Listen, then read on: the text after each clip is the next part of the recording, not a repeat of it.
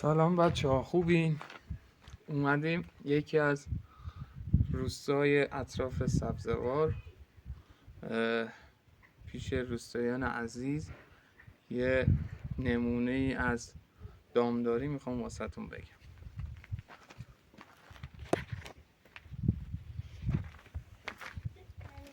اینجا ببینید بچه ها، به روش سنتی این نیا رو میبینین، اینا چه قشنگ بافتن.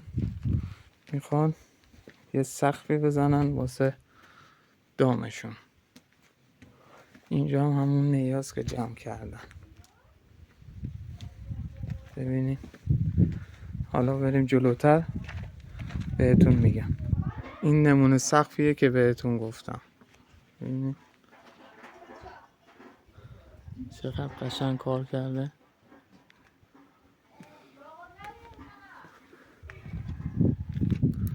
حالا بریم جلوتر تا بقیه‌شون رو بهتون بگم. خب این نمونه همون خونه ای هست که الان سقفشو نشونتون دادم. ببینید اینجا گاوو میارن. خب یکی از گوسفنداشون اومد بیرون، رفتم زدمش، اومد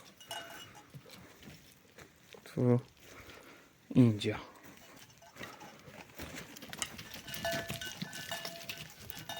اینا همه مادن.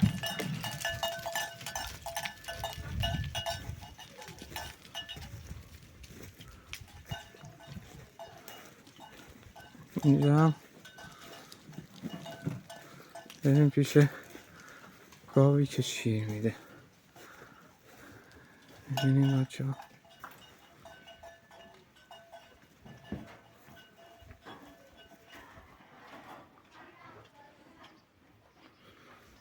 بریم پیش بچهش. اینم بچهش.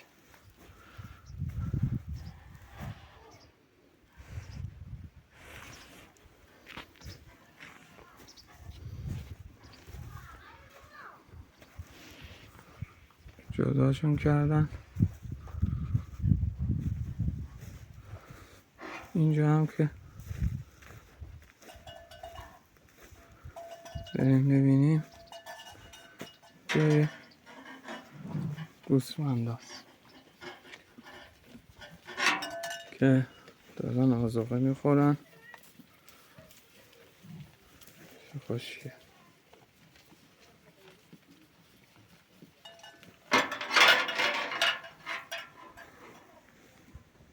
خب ممنونم که ویدیوی ما رو نگاه میکنین.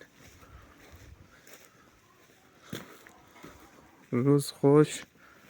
خدا نگهدار.